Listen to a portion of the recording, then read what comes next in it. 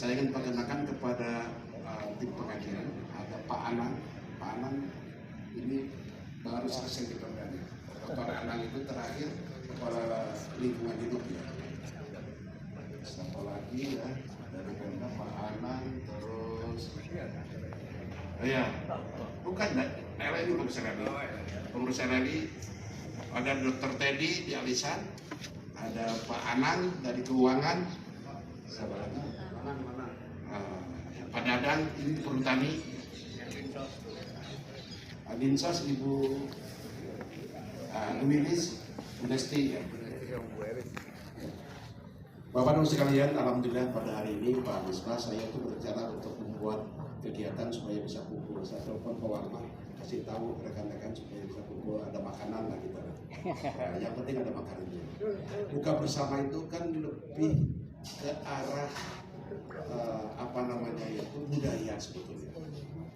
Tapi memberi makanan kepada orang yang berpuasa itu hadis itu.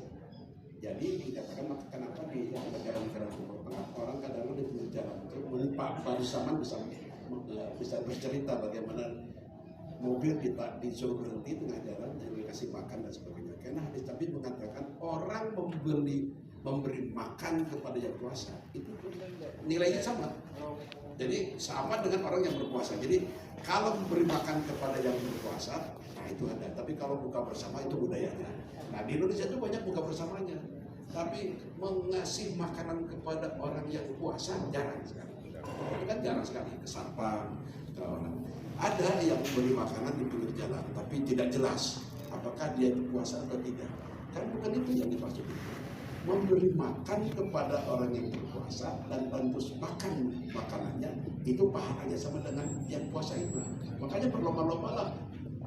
Kalau kita umrah di bulan Ramadan, coba lihat orang itu sengaja mencari maksa untuk didudukkan di tempat itu dikasih makan. Itu karena pahalanya memang sama dengan yang berpuasa.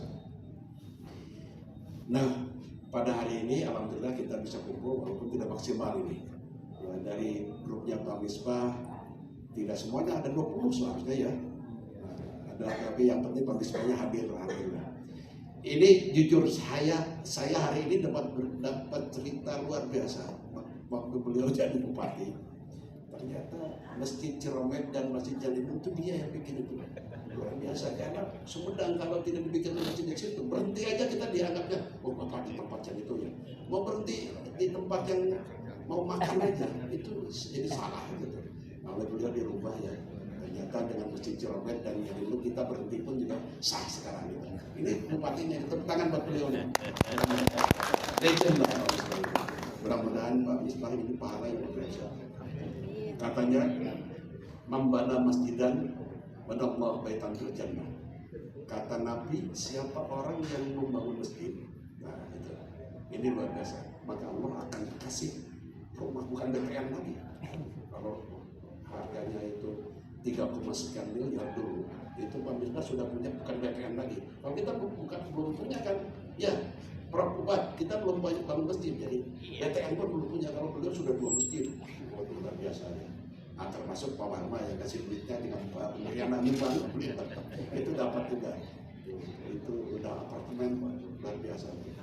Itu janji Allah itu, janji Nabi. Siapa yang membangun masjid, maka Allah bangunkan, bukan pahala, bangunkan rumah di surga. Berarti udah masuk surga, Pak. Itu bayangin, bangunkan rumah di surga. Kalau masuk surga saja naik haji, Pak. Siapa orang naik haji itu kalau diterima masuk surga. Tapi kalau membangun masjid dibikinkan di dalam, berarti kan karcisnya sudah ada. Karcis masuk surganya sudah ada. Nah kita berlomba-lomba. Kalau tidak seperti Pak Misbah, kita iuran aja kapan bikin masjid di sini. Bapak dan Ibu sekalian, kita akan mendengarkan nanti ceramah Profesor Ubat cukup panjang nanti, sekitar hampir 1 jam nanti. Bapak boleh. Tapi sebelum saya akan kurangi dulu sekitar 15 menit supaya Bapak berkurang. Iya Mas, beda 7 menit Pak. 7 menit. Bapak sekalian, kita punya sekarang ini tempat bertanya. Saya kemarin waktu saya di Majelis Wali Amanah, saya ketua panitia pemilihan rektor sekarang di UPI, karena UPI sekarang harus ganti rektor bulan Juni. Saya ketua panitianya. saya anggota majelis ulama. Waktu membuat tagline, ini mau cerita soal kecerdasan, kalahlah Profesor Doktor. Tagline-nya apa kira-kira untuk rektor? Pada diam semua. Ada Profesor Doktor Yadi, Ketua Senat Akademis, kemudian sekretaris saya Pak Jisman, Profesor Doktor juga semuanya, ada 21 orang Profesor Doktor, ketuanya Dr. Anes. Itu betul-betul. Saya bilang, bisa nggak bukan itu Profesor? Kasih waktu saya besok Pak, saya mau hari ini. Nah, kita nanya Pak Ubun, ini saya lupa Pak Ubun ini teman saya, Ketua Pengadilan Agama di Jawa Barat. Jadi saya tanya ke intelijen buatan kita, AI, apa yang cocok tagline di UPI? Belum ada. Beberapa pilihan, salah satunya kita memilih UPI demi gemilang. Kita memilih demi UPI gemilang. Saya bilang, saya tanya bukan ke manusia, saya tanya ini. Tapi jawabannya ini, sekarang dipakai tagline itu. Nah, maksudnya begini, saya sedang tanya sekarang apa kepentingannya. Kalau usia lanjut, apa yang bisa dihadapi? Kita tuh bisa jawab. Kalau kita tanya ini artikel intelijen itu berapa jarak matahari ke bumi, bisa jawab. Akurat Pak. Jadi sekarang ini ada kecerdasan melebihi orang, yaitu adalah artificial intelligence itu adalah intelijen buatan. Jadi ditanya apapun dia pasti jawab. Dan jawabannya pasti logik Pak. Nah, ini saya senang tanya, apa yang harus dilakukan oleh lanjut usia? Nah, ini saya bacakan jawabannya.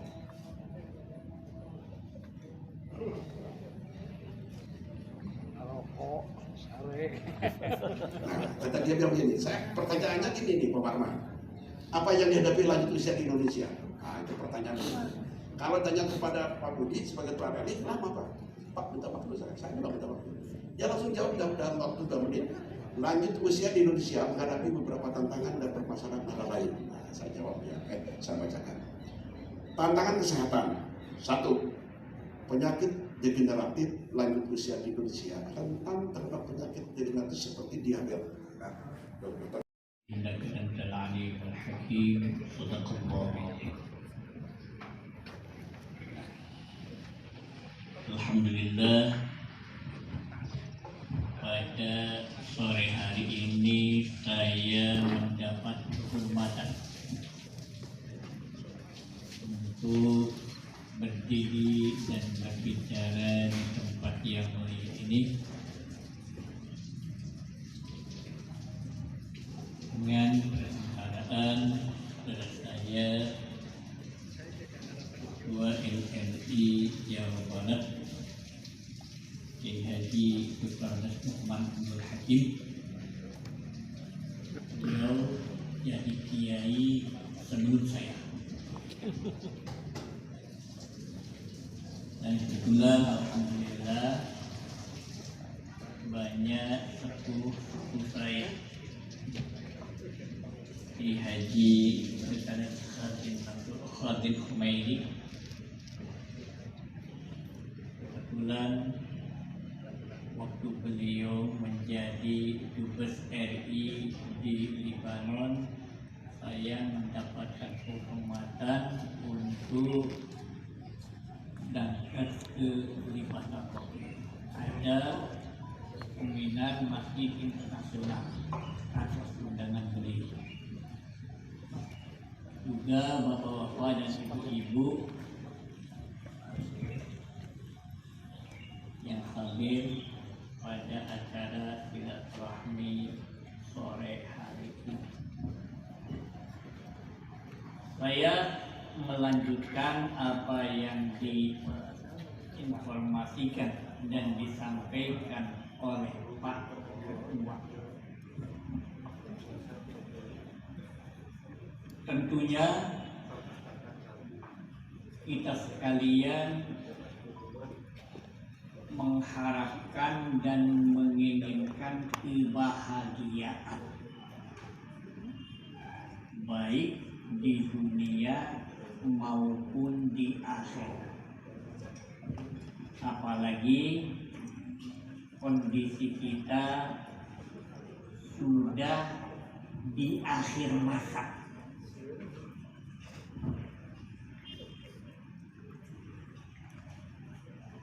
Dulu saya pernah mengaji dengan beliau di Pondok Pesantren Indah. Di dalam kitab Nasihatul Ibad ada nasihat yang diberikan oleh Abdullah bin Amr bin As.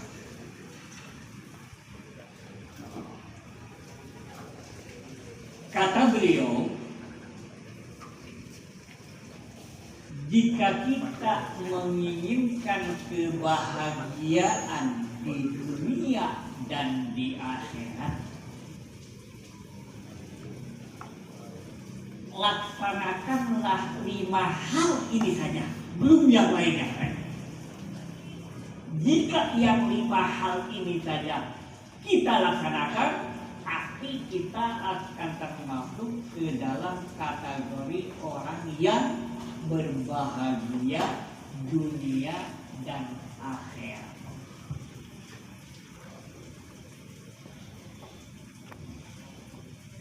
Yang pertama, kata beliau,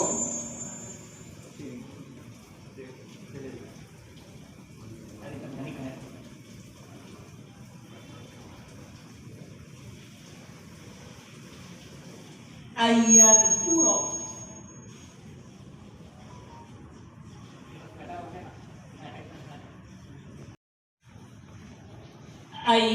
surah la ilaha illallah Muhammadur Rasulullah waqtan ba'da waqtin. Selalu ingat kepada Allah setiap saat. Sekurangnya membaca la ilaha illallah Muhammadur Rasulullah.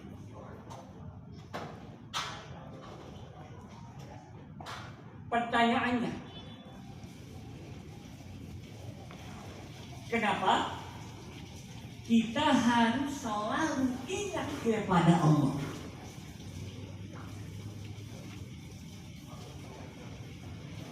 Karena Allah Subhanahu wa Ta'ala adalah Zat yang menciptakan kita,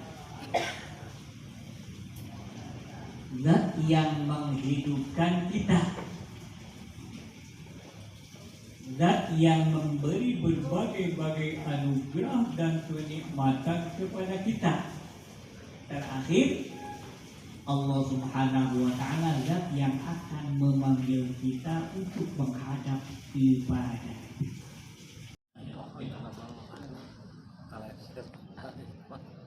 Kemudian yang ketiga, wa idza betuliya bibalain, jika kita suatu waktu diuji oleh Allah Subhanahu wa Ta'ala dengan cobaan, ujian, balai, kita harus tahan dan harus sabar. Sekurang-kurangnya membaca inna lillahi wa inna ilaihi raji'un wa la haula wa la quwwata illa billahil azim.